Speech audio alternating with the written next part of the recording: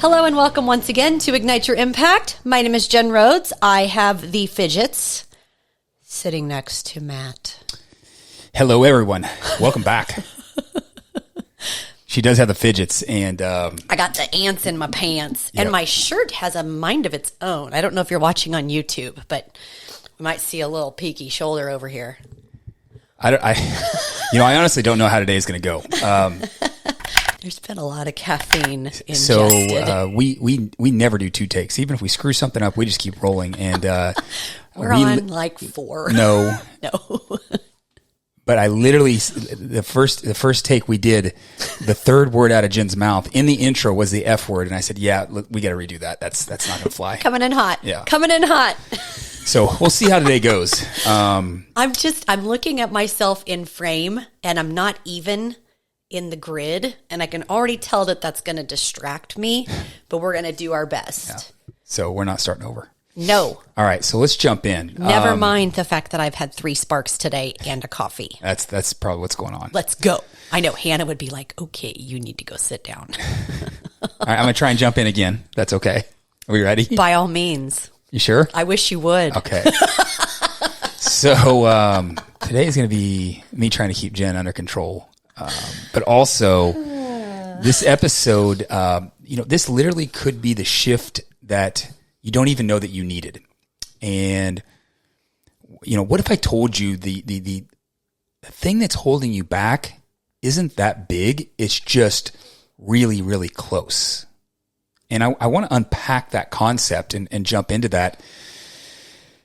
Because I recently heard something, and it punched me in the gut in the right way. But we were at a conference, and Myron Golden was speaking. And if you do not know who that is, look him up. Look him up and go follow him on his socials. The guy is amazing. But he was. I wouldn't call him a keynote speaker because he actually spoke 3 or 4 different times at this conference. But he was a keynote speaker, and he did something that was interesting in one of the times that he came out and spoke. And he pulls out a $100 bill, and he asks everyone out in the crowd, hey, who wants this $100 bill? And everyone's obviously raising their hands. And then he pulls out a penny, and he holds it up and he says, this is a penny. Who wants the penny? And no one really says anything. Obviously, everyone wants that $100 bill. And he's teasing that along, and then he transitions and he says, which one's bigger? The $100 bill or the penny? And he's talking, physically, as in a $100 bill, the size of a $100 bill is bigger than a penny, but he's also talking about financially, the one that's bigger is that $100 bill. Mm-hmm. And he's really building up this $100 bill. And then he puts the penny in front of the $100 bill. If you're not on YouTube, you just got to picture holding up a $100 bill and then putting the penny in front of it. And he shows everyone, obviously, that the penny can't cover up that $100 bill, because the $100 bill is bigger. So he says, I'm gonna perform a magic trick. I'm actually gonna make this $100 bill disappear behind the penny. So obviously, if you're thinking like I was thinking, he's gonna fold up this $100 bill into a really small piece, and then he's gonna put it behind the penny, and then it's hidden and you can't see it. And I think everyone was kind of wondering, where's he even going with this? And the next thing he does is he takes that $100 bill and he stretches out his right arm, and he's just holding the $100 bill out in his right arm. And then he takes the penny and he puts it up right in front of his eye. The penny is so close to his eye that he can't see the $100 bill. And that penny can't hide the $100 bill unless it's really close. I think you all can picture that in your mind, a penny right up close to your eye and the $100 bill in the other hand out there. And where he was going with this is the penny represents your lack in life. And the $100 bill represents your fortune. The penny or that lack is so close to your eye that you can't see the $100 bill or the fortune that's right in front of you. I mean, let that sink in. I thought it was a great way to open up the talk that he did. And it's not that the fortune isn't there right in front of you. It's just you're so locked in on the lack of things in your life that you've lost perspective of what you're looking at. And that's what we're going to dive into today and fix. Yeah. I was excited last night when we were talking about this specific topic, because I loved that magic trick when he did it. I'm like, shh. I was like, where's he going with this? And I was like, And the minute he did it, I was like, shit, got it, buddy. Lesson locked and learned, right? I want to kick this off with a story just from last week. And I may use some actual names. I may use some to protect the innocent. But last week... I didn't do anything wrong, by the way. That's not where she's going with this, I don't think. But go ahead. Allegedly. Yeah. So you think. No, he's good. He's safe. So we had a small dip in new signups at Phenix Method, right? At the clubs. Not a disaster, just a dip, right? It's a very seasonal business. And usually that week from Mother's Day till graduation quiets a little bit because moms are like, ah! But immediately where my mind went, what are we doing wrong? What's wrong? What's wrong? Find the problem. Should I tweak the funnel? Is the offer off? Let's look at ads. What are we doing here? What are we doing there? Are we getting opportunities and our team just isn't locking it up? Blah, blah, blah, blah, blah. I let that one penny, that small temporary lack, completely hijack my focus. And I will be 100% transparent here. It locked me down for a couple of hours. It really did. Here's the kicker. The week before, we had 10 plus new signups. We had a record week, right? We had transformation stories rolling in from clients that just started 2-3 months ago. Had a client has just been with me for 2 weeks. She's down 1.5 inches. She's like, what the hell did you do, Jen? And I let that one little thing hijack my focus. Had somebody hit her first pull-up. And yet I let that one little thing. Had a guy stop me. He's like, I'm not binge eating anymore. I've never not binge ate. You know what I'm trying to say, guys? Find the word. Insert the word there. But what did I focus on? That one penny. What am I doing wrong? What am I doing wrong? What am I doing wrong? Fix it, fix it, fix it. Your attention is your most expensive currency. Spend it on what grows you, not what drains you. And I'm blessed that I have a partner that can recognize when I'm in that space, because he threw a plug right over that drain. I tell you what. But we do this all the time, right? I know I'm not immune. I know you all are at home are like, yep, I do it too. That one comment, that one missed workout, that one extra goddamn cookie, that one day off plan. And suddenly all you can see is what's wrong. This isn't going to work. Forget it. And then you start slashing tires, right? But it's not the truth. It's just what's close. It's what you're focusing on. Yeah, so you mentioned this just a second. Let's jump into the training part of it for a second. Oh, yeah.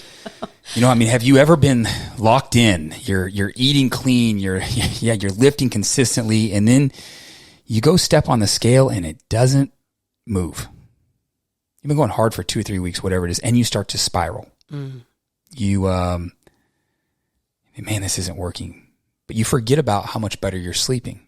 You forget about how maybe looser those jeans are. You forget about maybe the back pain's gone or whatever that is. But that number becomes the only thing that matters to you. That number becomes the only thing that matters to you. It's penny thinking. I mean, that's a metaphor, but it's penny thinking. And it robs you of everything you've been doing. I know each and every one of you listening right now has done this. Yeah. The scale doesn't move, and it's all you focus on. You forget about all the other shit that you've done really good. Yeah. All right. I'm not going to use her name because I know she's listening. She's an avid listener. We're going to call her Sarah. She was crushing it. Down 2 pant sizes. Body fat's the lowest it's ever been. Ever. More energy. Showing up fully for her life again. But the scale went up 3 pounds.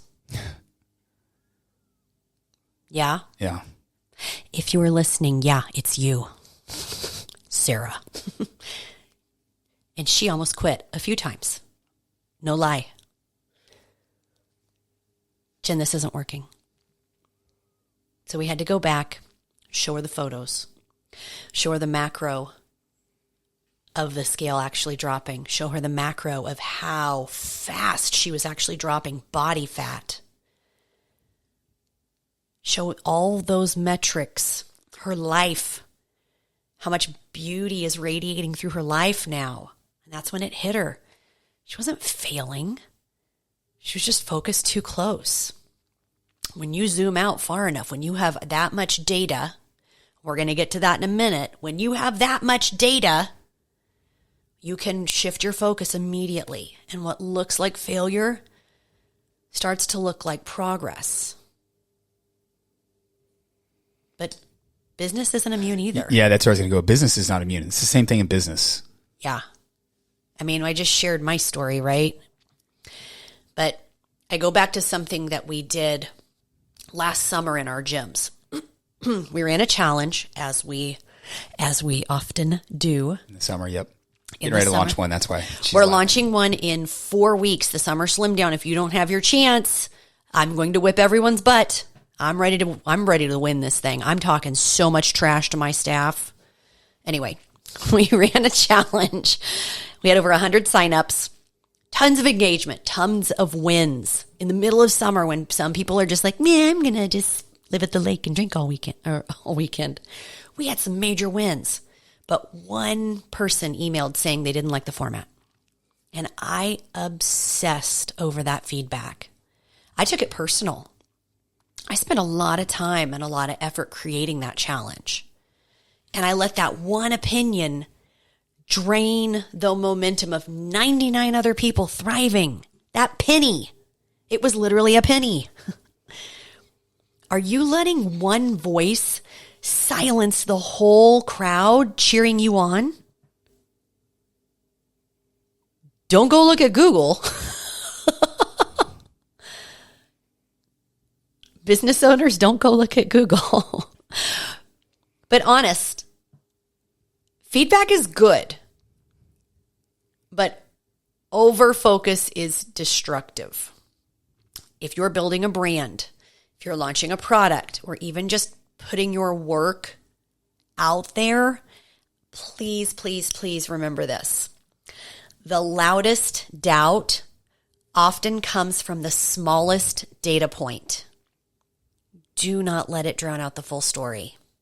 Yeah, and the part I love about all this is the science behind it. So I want to move to that portion of it. Because we all have that. We all have this something in our life that we're looking at the lack and it's hiding the fortune that's behind there, but it's not always our fault. It's part of the human being. And your brain is wired to focus on what's wrong. It's there for survival mode. We've talked about this for many, many times. It just comes from ancestry after ancestry, trying to spot threats that helped our ancestors not get eaten by something. And that is just the way the human body is programmed. And you got to rewire it to change that, which we're going to get into how to rewire that here in a minute. That wiring is breaking your focus on where the real fortune is, and it's stealing your peace.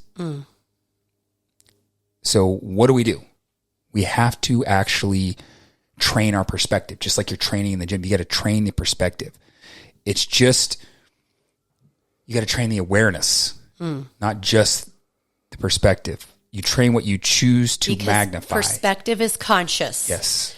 You've correct. got to train the unconscious. Yes, and that's where I'm going to get into here in just a second. It is, and that's a great point. I guess it's a little bit different direction, but let's talk about that.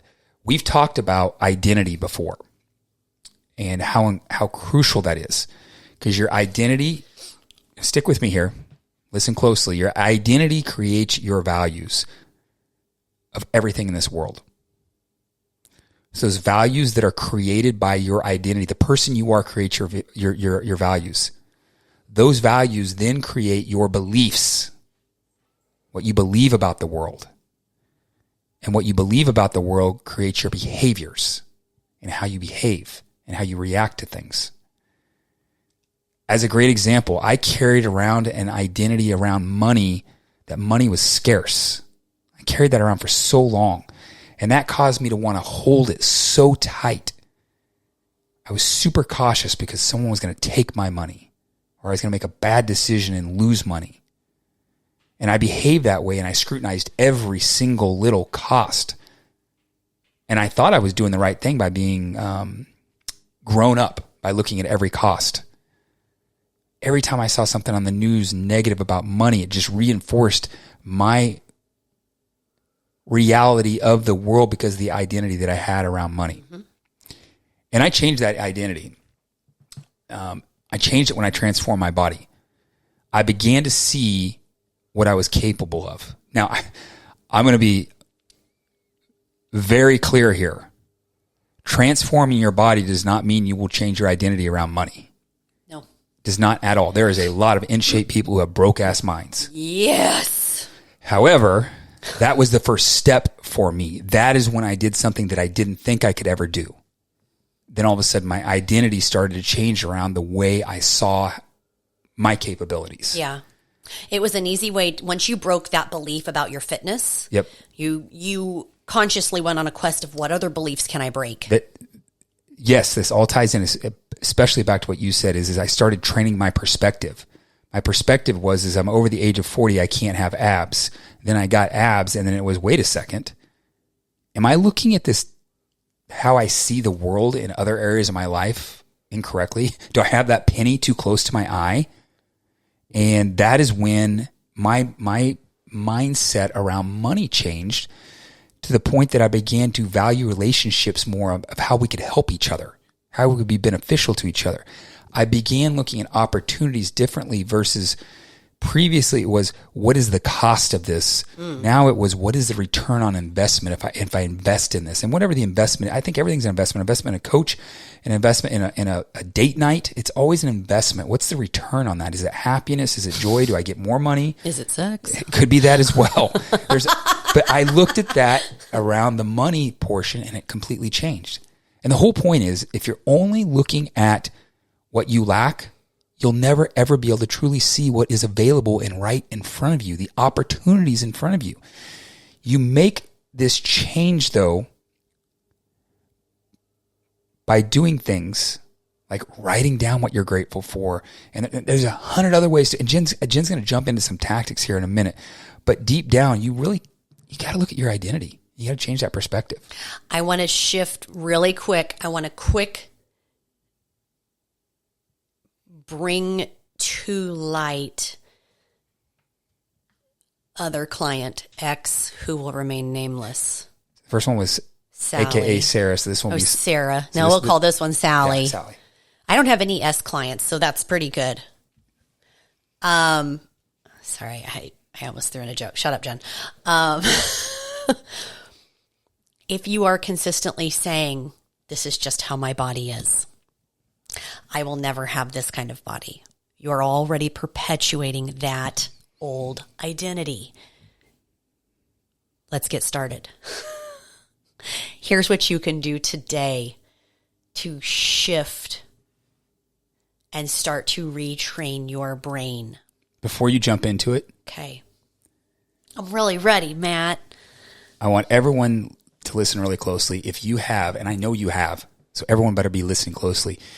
If you've ever felt like you've got some lack in your life, if you're looking at business and you just don't have enough customers, you don't have enough leads, or maybe you don't even have enough money to start a business, or if you work in a corporate office and you just feel like you're not ever going to get that promotion, or you're trying to lose weight and it's because your body's that way, as Jen just said, or if you're in a relationship, anything where you've had lack, because we've all had it. We have it every day. And the point is to get that penny get that penny away from your eye so you can see what's in front of you. So if you've had that, you need to listen really closely to what Jen's going to talk about. Yep. Okay. Step 1, run the penny check. Ask yourself, am I looking at a real problem, or am I just standing too close to a small one? If you just did that every time, you'd solve the problem. Holy shit, right? Yeah. Is sugar really the problem? No, it's not. Quit focusing on stupid shit. Quit focusing on a penny. Are you standing too close to a small one? Step 2, log your $100 wins. We're just going to call it a hundo. Hundo wins.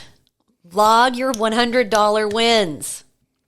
Start a win journal. Start a win wall. Log it in fitness, in business, in life. Write down 3 actual tangible wins every single day. Small ones count. Do not discount these wins. Something go right, write it down. Stack them. This is the training part. This is what I go back to anytime I have lack. I go back to my victory wall. It's a page on my phone. It's actually a Trello board on my phone, and I have all those different categories. Every time I have a win, I put it in the different categories. I go back to my wins that show me I have won before in every area of my life. Fitness, finance, faith, freaky time, financial. I think those are all the F's. I've won before. I can do it again. I do this daily in my victory lap. I do this as well. If anyone goes back 1 or 2 episodes ago, you will have heard me talk about I was struggling in my new business. And in one side of my mind, I even used it on the right side. I had a couple failed businesses. Is this one going to be one of those as well? This is how I unconsciously, this is how I got over that. And I even said it on the podcast, but not in this frame, that I literally looked at all the wins that I'd stacked up on the left-hand side and said, no, this is going in the win column. I've won so many times in business. I'm just going to move over there. It's the exact same thing. 100%. It works. Because we were focusing on that one time we failed. And frankly, we didn't fail. We learned a ton. Because I've logged my $100 wins. Yep. It allowed me to move over. And this is not part of the notes, but it allowed me to move over. And what happened? If you go back and listen to the other podcasts, shit started exploding in a good way for me. Oh my God, you have no idea. That was when I saw the bill, the $100 bill. Yeah. All right, keep going. I'm sorry, but I remember that from the previous podcast. Just make sure you zoom out, yes. Right? Number 3, create space before reacting. What does that mean? Take a beat, take a lap. When you get triggered, scale weight, client cancels, someone throws shade. I need better practice at that. I react. I'm a snappy little bitch when I want to be. Breathe. Zoom out. Go find your spouse. I want to say this. Someone says something mean about a friend. Ooh, man, you want to see me get 0 filter? Say something shitty about one of my friends. I will cut someone. And if you get that comment, know that I've breathed first. Maybe. Sometimes. Zoom out. Give yourself that space. The reaction is not wrong. It's okay to feel that. Create some space around it, though. Ask yourself what's still true. What's still working? What's worked in the past? Or does this person just need a good hard slap on the face? Go back to your wins. Stay in that winning frame. And when you do this, you begin to revert back to that abundant mindset. You get over the pennies much quicker. And if you don't, then go find the person and slap them and go back to your wins. We can count that as a win. No, physical violence is not winning. But if you do this enough and you practice this enough, you begin to change your identity on how you see the world. Yeah. And I would tell you this episode is really the whole frame of our entire podcast. Yeah. I mean, I don't know if it's going to be one of our best episodes or one of our worst episodes, but the message is, it really frames out. I only log wins, Matt. It really frames everything we're talking about. Because the truth is most people don't fail because of a lack of effort. They fail because they've lost perspective. And that's what we're always talking about, is where you're at in life. Quit living a life of average. You've lost perspective on what you can do. They stare at the penny too long. They can't see all the $100 bills around them. That's what we talk about week in and week out. So today I want you to remember, progress is still progress. even when it's quiet. Progress is still progress.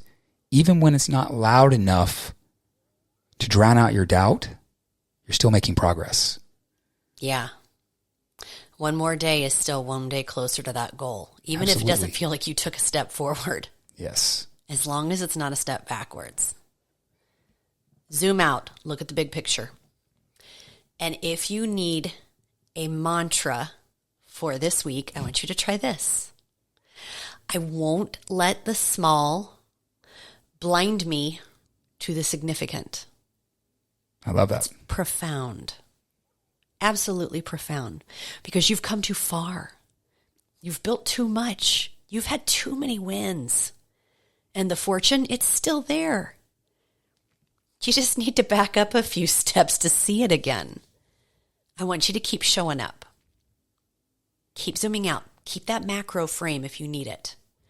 And for the love of progress, don't let the penny block your hundo. I love it. Let's leave it on. Let's leave it on hundo. Yeah, let's leave on a hundo. Hundo. Yeah. I just didn't want to say 100. That's another rant for another podcast. Don't say 100. All right, guys, we're gonna started with a zany thought and we're gonna end on a zany thought. So with that, guys, I hope you found so much value in today's episode. If you did, share it with someone you also think will gain value. If you didn't, zoom out. You're missing it. With that, we'll catch you next time.